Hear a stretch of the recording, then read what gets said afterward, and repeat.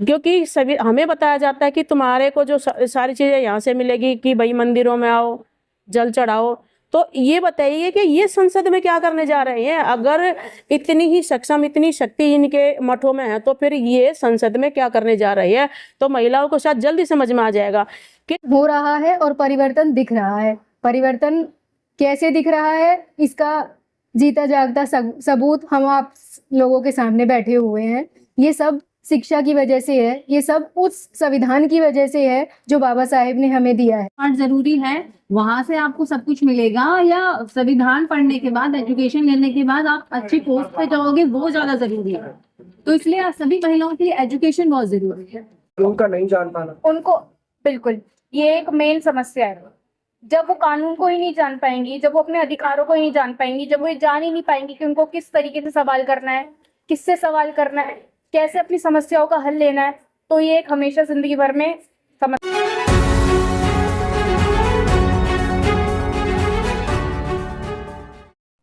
तो दोस्तों social media के तमाम पत्रकार इस समय मौजूद हैं और साथ ही मौजूद है भारतीय समाज निर्माण आज महिला दिवस है। दलित समाज में जो महिलाएं हैं, क्या उनकी प्रोग्रेस हुई है आजादी से अब तक? क्या कहना चाहेंगे इस पूरे मामले में?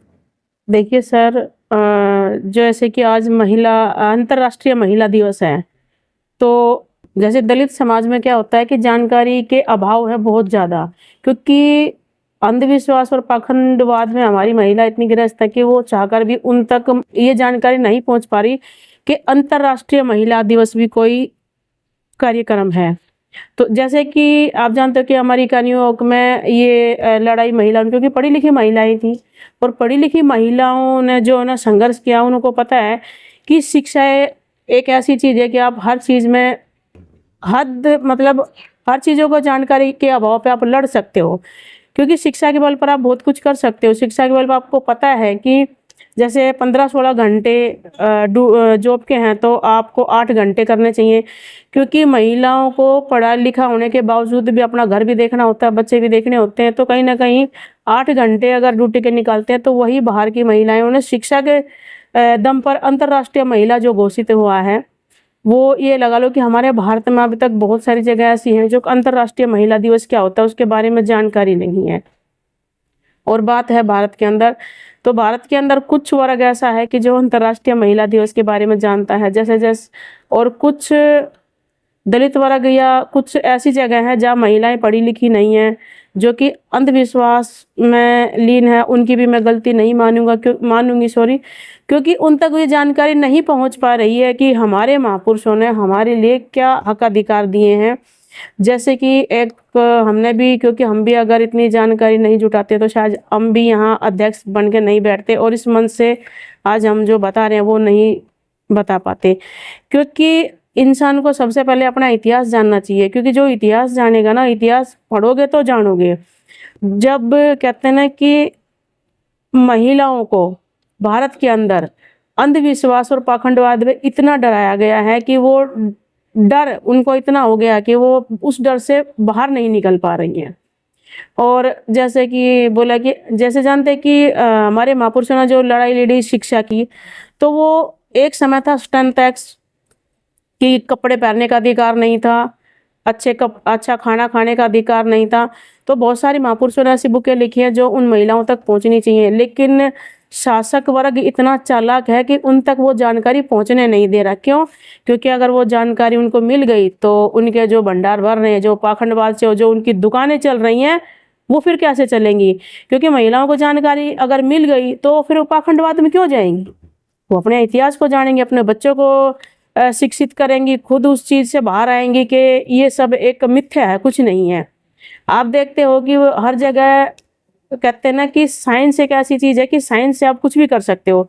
बहुत जगह ऐसी है कि आप देख रहे होगे कि उपलों में थोड़ा सा घिसके से दिखाते हैं कि अग्नि, कुछ मंत्र बोलते हैं ऐसे, और उसमें जो है ना अग्नि प्रज्वल कर देते हैं, क्योंकि ये भी एक साइंस है। क्योंकि जब हमारे लोग पढ़ेंगे लिखेंगे नहीं, साइंस तक कैसे पहुंचेंगे? और वो उन्हीं का जो साइंस के जरिए वो लोगों को भ्रमित करते हैं।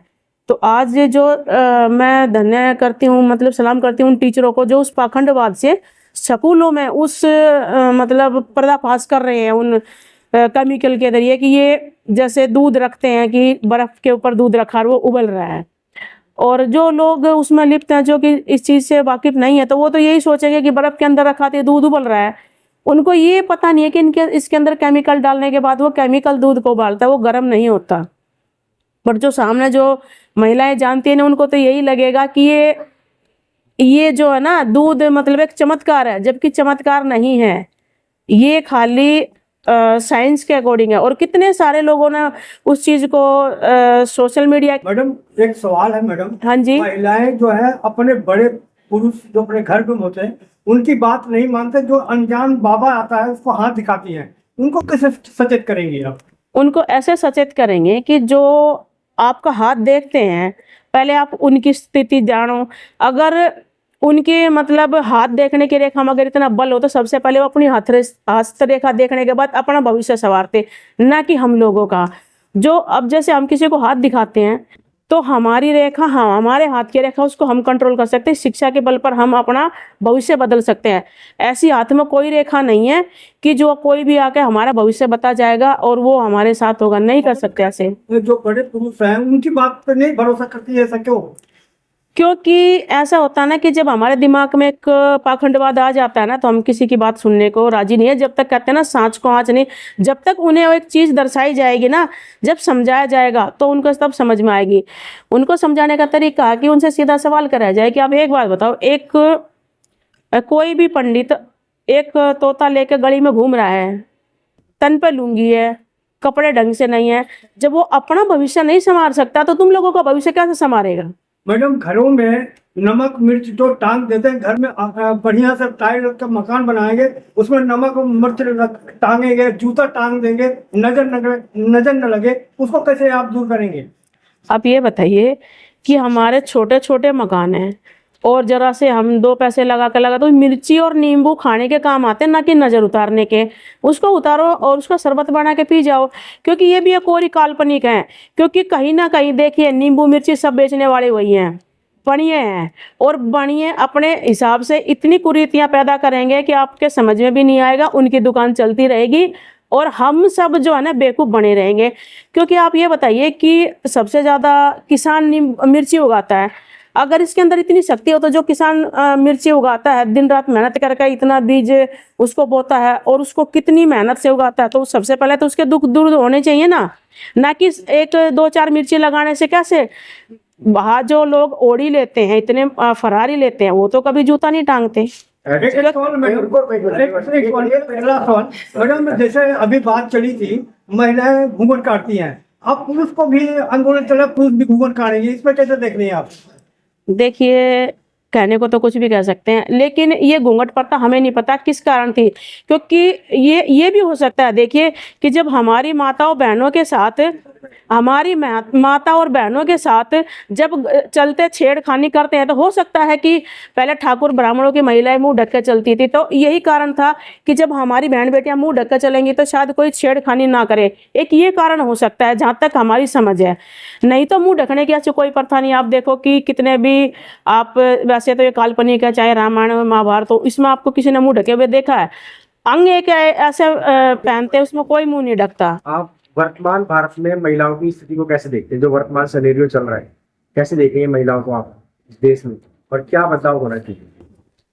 परिवर्तन तो देखो हो रहा है, परिवर्तन हो रहा है और परिवर्तन दिख रहा है। परिवर्तन कैसे दिख रहा है, इसका जीता जागता सबूत हम आप लोगों के सामने बैठे हुए हैं। ये सब शिक्षा की वजह से है, ये सब उस संविधान की वजह से है जो बाबा साहेब ने हमें दिया है। और आगे आने वाले टाइम पे अगर बेटियां पढ़ रही हैं, जब उनकी माँ, हमारी माँ जो है, हमारी नानी दादी जी, वो पढ़ी लिखी नहीं थी, पर उन्होंने हमें पढ़ाया, अपने बच्चों को पढ़ाया, जिसकी वजह से आज हम लोग इस मुकाम पर खड़े हैं। तो जब हम पढ़े लिखे हैं, तो हमारी बेटियां, आज हम वकील हैं, आज हम जज बन रहे हैं, आज हम डॉक्टर हैं, इंजीनियर हैं, तो हमारे बच्चे कहाँ होंगे? हमारे बच्चे हमसे ऊंचे ओहदे पे होंगे। यही कहना चाहूँगी, आगे आने वाली जो स्थिति है वो इससे बेहतर है, और बेहतर की उम्मीद हम कर नहीं रहे हैं, हम उनके लिए रास्ता बना रहे हैं। और उस रास्ते पे, जैसे पहले हम अपने माता पिता के कहने पर चलते आ रहे हैं, उनके कहने से हमने पढ़ाई लिखाई करी, हमें शिक्षा मिली, तो अब हम अपने बच्चों के लिए रास्ता बना रहे हैं और ये आशा है कि वर्तमान में जो स्थिति है इससे बेहतर होगा और वो जी, एक बहुत ही खास सवाल है जी वर्तमान समय और हमारी आजादी और संघर्ष अब तक का, कि आजादी का इतना समय हो गया, महिलाओं को आधी आबादी के हिसाब से 50% आरक्षण क्यों नहीं मिलना चाहिए? 50% आरक्षण तो लागू होना चाहिए। हाँ, क्या इसके लिए कोई पहल, कोई अपील? आरक्षण देखो 50% जितनी पॉपुलेशन है ना, आबादी के हिसाब से 50% की हिस्सेदारी होना, ताकि महिलाएं मजबूत बने। आप क्या कहेंगे? महिलाएं मजबूत अब धीरे धीरे बन रही हैं पहले की स्थिति के अकॉर्डिंग। अब महिलाओं की वो स्थिति नहीं है, आगे बढ़ रही हैं महिलाएं और निरंतर बढ़ने का प्रयास कर रही हैं। जैसे जैसे परिवर्तन हो रहा है वैसे वैसे शिक्षा का जो अधिकार हमें मिला है उसकी वजह से हम लोग सीढ़ियां चढ़ रहे हैं। आप बोलिए। अकॉर्डिंग टू द सिचुएशन में 50% की आबादी है, मतलब महिला आधी आबादी। आप सवाल समझ रही हैं, सिर्फ इतना सा इसके बारे में बता दीजिए, जरूरत है या नहीं? बिल्कुल है सर, क्योंकि हमारी आधी आबादी जो 50% आरक्षण है वो हमारी महिलाएं जैसे जैसे हमारी महिलाएं जागृत होंगी ना तो वो अपने हक अधिकार लड़के ले लेंगी। लेकिन अभी थोड़ा सा समय लगेगा। कुछ हमारी महिलाएं जागृत हैं, वो आगे आ रही हैं, और हम जो जागृत हो रहे हैं, हम चाहते हैं कि हमारी समस्त नारी महिलाओं को, चाहे वो दलित समाज से हो, हमारे मूल निवासी, कहते हैं ना, मूल निवासी समाज की महिलाओं को हम जगा रहे हैं। और एक दिन ऐसा आएगा कि हम अपना हक लड़के लेंगे, क्योंकि हक लड़के मिलता है, आसानी से नहीं मिलता। जो वर्तमान सरकार नारा दे रही है बेटी बचाओ बेटी पढ़ाओ, क्या लग रहा है आपको वो पूरी तरीके से सार्थक सिद्ध हो रहा है या कुछ और है? देखिए, बेटी पढ़ाओ बेटी बचाओ, मेरे को तो ऐसा कुछ दिख नहीं रहा। बीजेपी सरकार जो कार्य कर रही है वो तो उल्टा हम लोगों से एजुकेशन भी छीन रही है और उल्टा हमारे लोगों को धर्म में डाल रही है कि आप ये कीजिए, पूजा पाठ कीजिए, यहीं से आपका समाधान होगा। लेकिन जैसे जैसे हमारी महिलाएं पढ़ रही हैं, आगे बढ़ रही हैं, वो सोच रही हैं कि समझ रही हैं कि हमारे लिए क्या सही है क्या गलत है। एजुकेशन एक ऐसी चीज है जो आपको समझाएगी कि आपके लिए क्या जरूरी है। पूजा पाठ जरूरी है, वहां से आपको सब कुछ मिलेगा, या संविधान पढ़ने के बाद, एजुकेशन लेने के बाद आप अच्छी पोस्ट पे जाओगे, वो ज्यादा जरूरी है। तो इसलिए सभी महिलाओं के लिए एजुकेशन बहुत जरूरी है, जो कि बीजेपी सरकार उसमें मेरे ख्याल से बिल्कुल निकम्मी साबित हुई है अभी तक। सुनीता मैम, अभी BSNL ने महिला प्रचारकों का, मतलब महिला प्रचारक भी बना रही है, किस तरीके से बनाएंगे आप? क्या भूमिका रहेगी और किस तरीके से महिलाओं को समझाएंगे आप तमाम चीजें संगठन को लेकर? देखिए, संगठन को लेकर के पहली बात तो हमें संगठन जो समझा रहा है ना, वो हमारे दिमाग में ऐसे आ गई है, तो हम भी उसी तरीके से महिलाओं को जागृत करेंगे कि आपको हक कहाँ से मिलेंगे। अगर उनको उन्हीं के तरीके से समझाएंगे, जैसे पाखंडवाद में है तो लोग कहते हैं कि भी यहाँ आओ पंडालों में, हम उन महिलाओं को जागृत करेंगे। अगर इनकी जो पंडालों में अगर सभी चीज़ें मिलती तो फिर ये उसमें क्यों जा रहे हैं कार्यालय पे? क्योंकि सभी हमें बताया जाता है कि तुम्हारे को जो सारी चीज़ें यहाँ से मिलेगी, कि भाई मंदिरों में आओ, जल चढ़ाओ।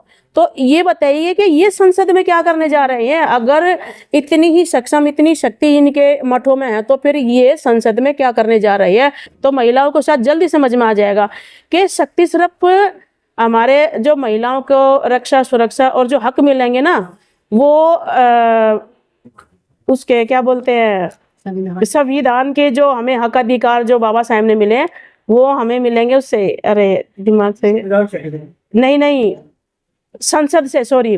क्योंकि हमें संसद का घेराव करना पड़ेगा और संसद तक हमें अपनी आवाज पहुंचानी पड़ेगी। इसी के बारे में क्या आपको सोच है? UGC आप समर्थन में या विरोध में? देखिए, UGC का अभी कुछ पता नहीं है, अभी क्या है क्या नहीं है ये तो किसी को नहीं पता, क्योंकि जुमले फेंकने में इतनी सारी चीजें हैं, हमें नहीं पता कि ये लागू होगा या नहीं होगा। UGC के भी बहुत सारी चीजें ऐसे आई हैं कि आप वो सिर्फ किताबों में लिखी गई हैं, लागू कुछ भी नहीं हुआ है। वो जब तक कोई चीजें लागू नहीं हो जाती और पब्लिक में नहीं आ जाती, जब तक हम किसी चीज का मतलब यकीन नहीं कर सकते। आप समझ सकते हो कि सरकार ने बहुत सारी चीजें ऐसी, मतलब एक फेंक तरीके से, कहते हैं ना, जुमले की तरह सिर्फ पब्लिक में फैलाई हैं, और एक भी ऐसी चीजें लागू नहीं हुई है जिस पे हम गर्व कर सकते हैं कि सरकार ने हमारे लिए ये चीजें लागू की हैं। सब अभी तक जुमले हैं।